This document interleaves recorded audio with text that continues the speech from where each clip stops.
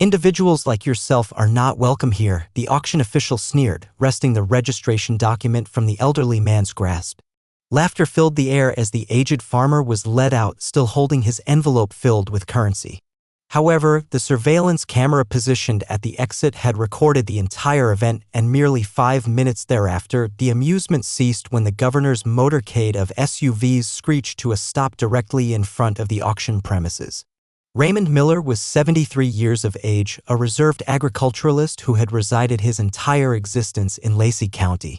His time-worn hands displayed the callosities accumulated over decades of cultivating the identical parcel of land his forebears had possessed since 1927.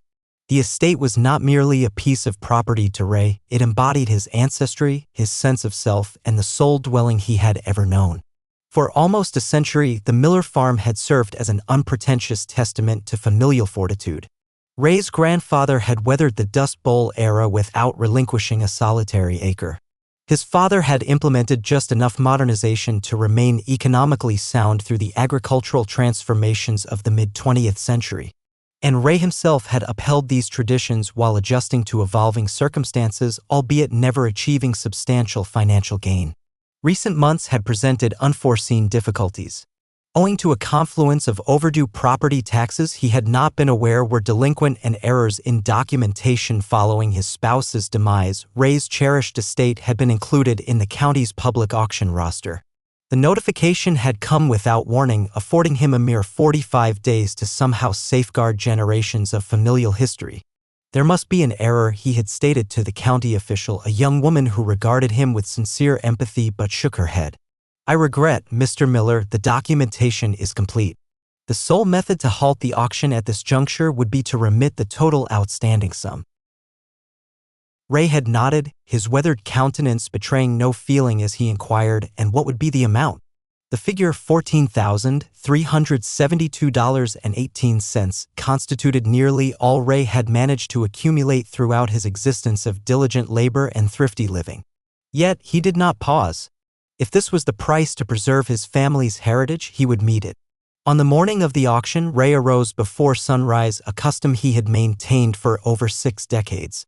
He bathed with care, shaved with particular attention, and donned his finest attire, a blue, button-front shirt typically reserved for Sunday church services. Before the looking-glass, he meticulously arranged his sparse white hair and composed his bearing. Today, outward appearances were of consequence.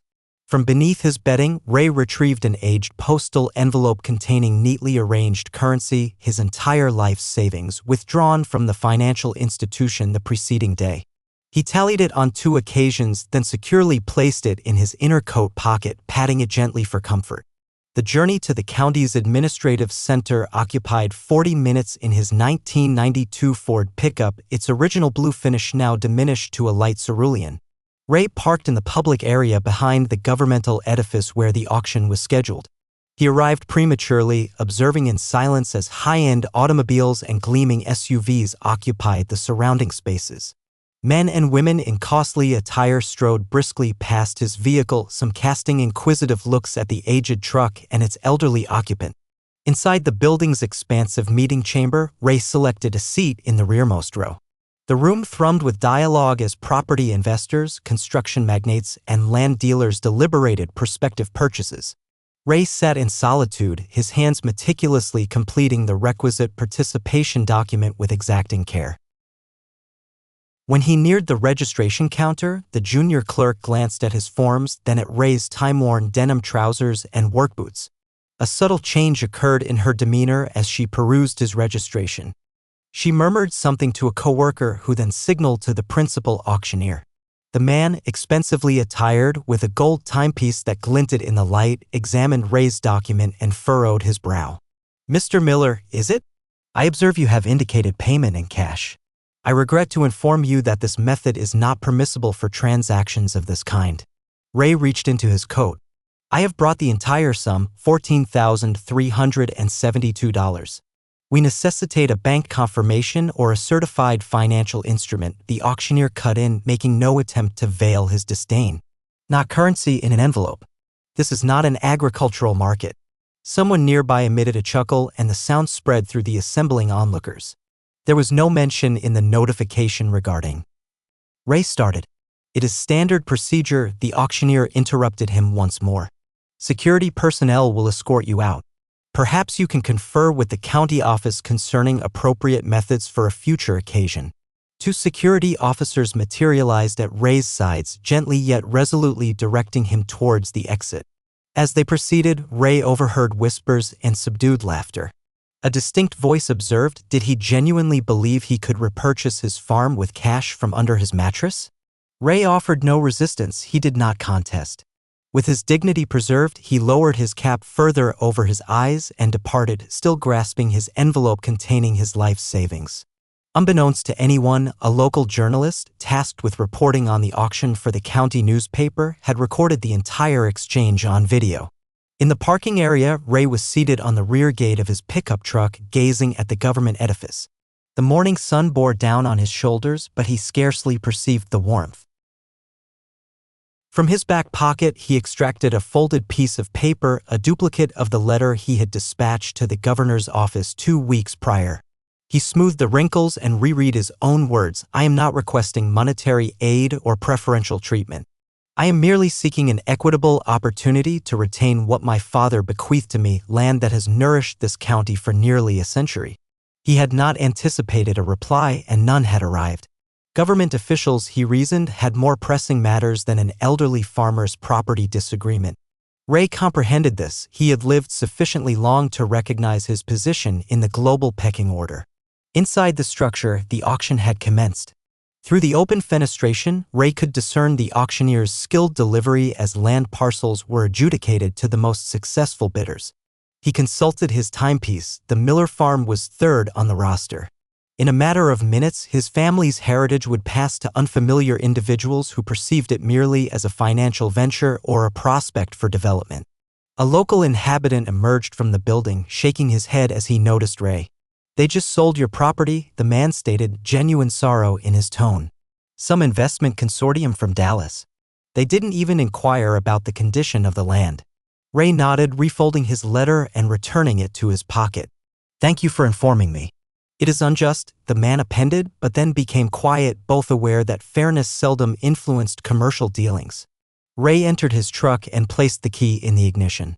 Yet, before he could activate it, the distant wail of sirens captured his notice. He looked up to observe a disturbance at the entrance to the government complex. 5 dark SUVs with obscured windows veered sharply into the access road, trailed by 2 police motorcycles. The foremost vehicle displayed the state ensign on its hood, the insignia of the governor's official transport. Doors opened in unison on the initial 3 vehicles. Men and women in formal attire, evidently security personnel and aides, disembarked and swiftly scanned the vicinity. Then, from the central SUV, emerged a woman whose countenance was recognizable to all within the state, Governor Karen Langford. At 58 years of age, Governor Langford possessed a reputation for pragmatic efficiency and, at times, calculated displays of political maneuvering. She advanced with determined steps towards the building's entrance, disregarding the journalists who had materialized as if from thin air, their inquiries fading unanswered in her passage. Ray observed in bewilderment as the governor and her retinue vanished into the structure. He remained motionless, key still in the ignition, endeavoring to comprehend the unusual occurrence. The governor's presence at a routine county property auction was exceedingly uncommon, to put it mildly. Inside, the auction proceeded. Representatives of the investment group were already deliberating their intentions for the Miller farm with adjacent bidders, discussing prospective residential constructions and commercial ventures. The substantial double doors at the rear of the chamber swung open with dramatic effect.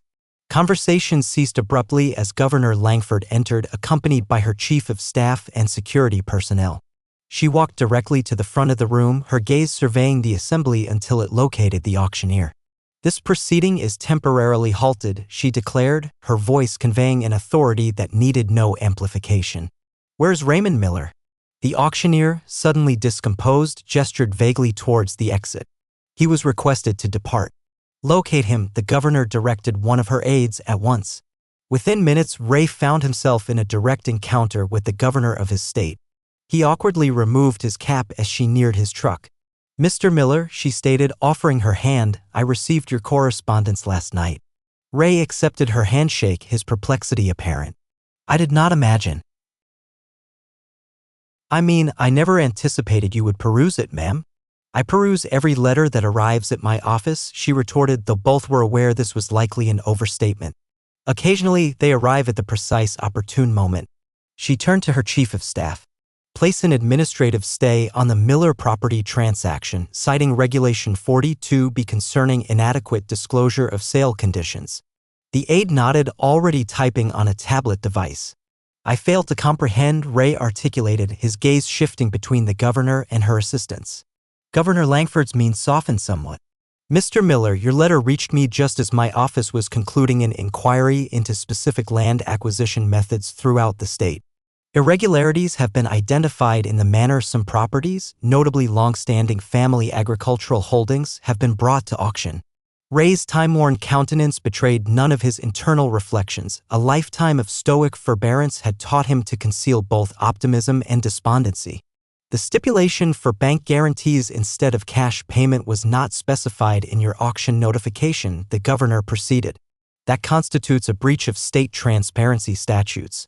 Furthermore, the initial tax valuation that precipitated this circumstance includes several procedural mistakes that my office has pinpointed. Inside the auction chamber, information had disseminated that an unprecedented event was transpiring. Bidders and onlookers gravitated towards the windows, observing the governor conversing with the elderly farmer they had so recently disregarded. I am merely an agriculturalist, ma'am, Ray stated at last. I possess no knowledge of regulations or procedures. I only know that land has been in my family since 1927, she concluded for him. Indeed, your letter made that abundantly clear. And it is precisely family farms such as yours that established the state and persist in forming its foundation. For the initial occasion in many years, Raymond Miller found himself without words. He had arrived ready to forfeit everything that day. He had braced himself against indignity and vanquishment. He had not readied himself for the prospect of optimism. In the distance, the journalist who had recorded Ray's removal from the auction was documenting this new turn of events, her camera centered on the improbable tableau of the state's paramount official situated in a county car park, earnestly conversing with an elderly farmer beside his antiquated pickup truck. By nightfall, the video had achieved widespread online circulation. The initial segment depicting Ray being led from the auction, succeeded by footage of the governor's intercession, had garnered over 100,000 views in a mere few hours. By the following morning, this figure surpassed 1 million. News organizations throughout the state featured headlines such as "Farmer Humiliated, Governor Intervenes, Ancestral Land Saved, Justice for Elderly Farmer David vs. Goliath, 73-year-old stands up to system and wins." The auction firm issued a meticulously phrased apology, attributing the incident to a miscommunication regarding acceptable payment methods and pledging to reevaluate internal protocols. The investment company that had endeavored to acquire the Miller farm withdrew unobtrusively, especially after state regulatory bodies announced a thorough examination of their recent land purchases. 3 days subsequent to the auction, Ray received a telephone call from the governor's office. He was asked to be present at a meeting in the county administration building, the identical location where he had encountered indignity only days before. On this occasion, upon his arrival, personnel greeted him by his name, proffered him coffee, and guided him to a conference chamber where a number of officials awaited. Mr. Miller, the county administrator commenced, we wish to offer our personal apologies for the treatment you endured during the auction. It was unsuitable and did not align with the principles of this county. Ray nodded, ill at ease with the focus but grateful for the acknowledgement. Furthermore, the administrator proceeded, Governor Langford has mandated a comprehensive review of your property's tax standing. Our evaluation has uncovered several inaccuracies in the processing of your late wife's estate, which erroneously initiated the tax delinquency notification. A folder was presented to Ray containing legal documents bearing official insignia. The administrator clarified in straightforward terms the tax matter had been settled, the auction transaction nullified, and the property restored to Ray's complete ownership. There is an additional matter, the representative from the governor's office added, sliding another document across the table. An individual has stepped forward expressing a desire to provide assistance with any unresolved financial commitments associated with your property. Ray frowned. I do not accept charitable contributions. This is not charity, Mr. Miller. The individual was quite explicit on that point. The document disclosed that an unnamed benefactor had created a trust to settle any remaining tax liabilities for the Miller farm, along with supplementary funds for essential renovations to bring the property into compliance with current agricultural regulations. Ray gazed at the document, his weathered hands quivering slightly. Who would undertake such an act? The woman smiled. They wished to remain unidentified but did leave this for your attention. She handed him a sealed envelope. Inside was a simple message penned in neat script. Mr. Miller, when I was 10 years of age, my family forfeited everything during the drought of '94. My father was unable to secure employment and we lacked funds for sustenance. You provided us with vegetable seeds and instructed my father in their cultivation despite your own hardships. You likely do not recall it was merely one of numerous acts of kindness in your lifetime. Yet, that garden sustained our family until my father found employment once more. I am presently the chief executive officer of a technology firm. What you bestowed upon us was not solely sustenance, it was self-respect and optimism. Kindly regard this as the settlement of a long-standing obligation. A child who once roamed your fields. Ray vaguely recollected the family, one among many who had encountered difficult circumstances during that challenging period. He had thought little of sharing seeds and expertise, it had appeared the most natural course of action. Is this genuine? He inquired. His voice uncharacteristically hesitant. Entirely genuine, the governor's representative affirmed. Your anonymous benefactor was quite resolute. Upon learning of your circumstances, they contacted our office almost concurrently with your letter. News of Ray's experience continued to proliferate. The widely circulated video had struck a chord with individuals across the ideological spectrum. Those with conservative leanings valued his independence and adherence to traditional principles. Those with progressive views perceived him as a casualty of corporate avarice and systemic disparity. For a rare moment, Americans of divergent perspectives found consensus in championing an elderly farmer's simple aspiration to retain his ancestral land. 2 weeks following the auction incident, Ray received another communication from the governor's office. This time, he was invited to address the State Agricultural Fair, an annual gathering typically graced by politicians and representatives of the agricultural sector, not individual farmers. On the morning of the fair, Ray once again donned his Sunday attire and meticulously arranged his hair. On this occasion, he drove to the state fairgrounds where thousands had congregated for the event. He was led to a waiting area situated behind the main platform where Governor Langford received him. Apprehensive? She inquired. Yes, ma'am, Ray conceded, unaccustomed to addressing large assemblies. Simply speak from your heart, Mr. Miller. That is what initially captured my notice. When Ray was announced, the assembly offered a courteous reception, many not entirely cognizant of his narrative. Yet, as he approached the lectern, the large displays positioned around the fairgrounds exhibited the now-renowned video segments, Ray being led from the auction premises, succeeded by the governor's intercession. The applause intensified, becoming more heartfelt. Ray extracted the aged envelope from his pocket, the identical one that had held his entire savings, now devoid of contents but symbolically potent. I attended that auction with the intention of preserving my family's heritage, he commenced, his voice remarkably composed. I did not come seeking charity, I arrived with every dollar I had accumulated, requesting only equitable treatment. He paused, surveying the expanse of countenances. What I obtained was more than equity, I received acknowledgement that certain things defy monetary valuation, not familial history, not the land that sustained generations, not the self-respect derived from honest labor. By the time Ray concluded his succinct, unrefined address, numerous individuals in the audience were visibly affected. The governor joined him on the platform, proclaiming a new family farm preservation initiative conceived to safeguard long-standing agricultural estates from aggressive acquisition and development. What the audience remained unaware of, what even Ray did not fully comprehend, was that his widely viewed moment had evolved into something greater than himself.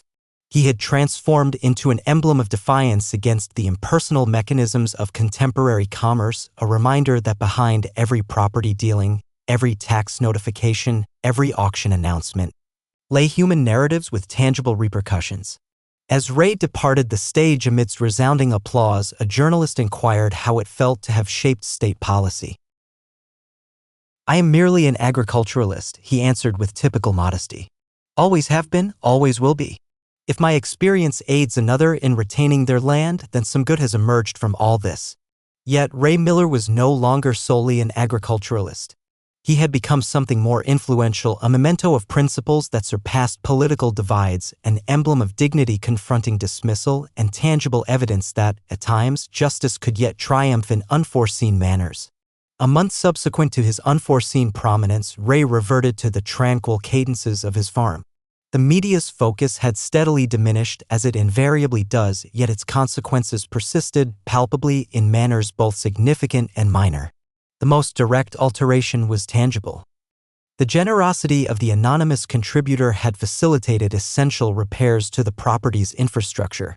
The compromised roof of the aged barn had been mended, the irrigation network, which had been maintained through makeshift solutions for decades, now operated with efficiency. The farmhouse itself had undergone requisite modernizations to its electrical framework, enhancing its safety without detracting from its century-old charm. However, the most profound transformation adorned the weathered wooden portal at the property's entrance. A newly hand-carved placard simply read, "Miller Farm, established 1927, restored 2023. Ray traced the freshly applied lettering with his fingers, experiencing a linkage to both antecedents and progeny that he had very nearly forfeited. The farm itself had evolved into a kind of local point of interest.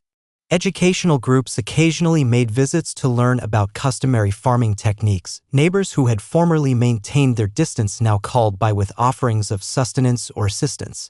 Even the county functionaries, who had once processed his tax delinquency documents without a subsequent thought, now addressed him by name when he visited the town.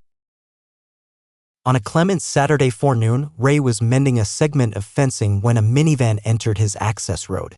A family alighted, parents and two offspring, the younger one grasping a school exercise book. "Mr. Miller," the father called, "forgive the interruption. My son is undertaking a school assignment on local history. Would you object if he posed some questions to you concerning your farm?" Ray set aside his implements and wiped his hands on a piece of cloth. "Pleased to be of assistance." The young male approached with caution. "Is it accurate that the governor visited this location because of you?"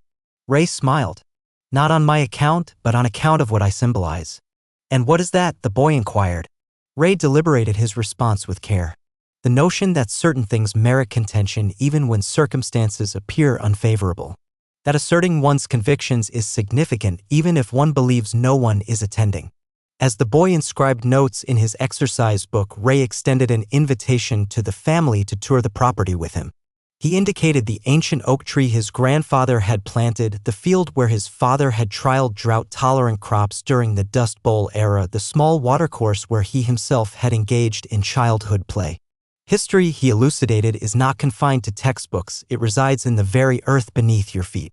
Later that afternoon, subsequent to the family's departure, Ray was seated on his veranda observing the Sunset Project lengthy shadows across fields that had nearly eluded his grasp. A small parcel had been delivered that morning from the state capitol, a framed duplicate of the Family Farm Preservation Initiative, autographed by the governor with a handwritten addendum, "Mr. Miller, your fortitude reminded us all that government ought to serve individuals, not procedures. I am grateful for your correspondence." Inside his unpretentious farmhouse, upon the central wooden support that had sustained the edifice for almost a century, Ray affixed a modest, handcrafted plaque. "This is not merely land, it is memory." When a national news program at last persuaded him to grant an interview, Ray's reply to their inquiries regarding his recently acquired influence was characteristically unassuming. "I did not alter the world," he stated, gazing out across the fields his family had cultivated for generations. "I merely reminded people that individuals like myself, who till the soil, who honor their commitments, who cherish history, still hold significance in this contemporary era." As the sun descended upon Miller Farm, casting elongated shadows across fields that would remain within the family for at least another generation, Raymond Miller comprehended something profound. His triumph was not solely personal, it represented a minor recalibration of scales that too frequently favored wealth and power over dignity and perseverance. His land had been preserved, but something more substantial had been safeguarded as well. The notion that, on occasion, the system could still operate as intended, acknowledging the worth of things that defied measurement in monetary terms.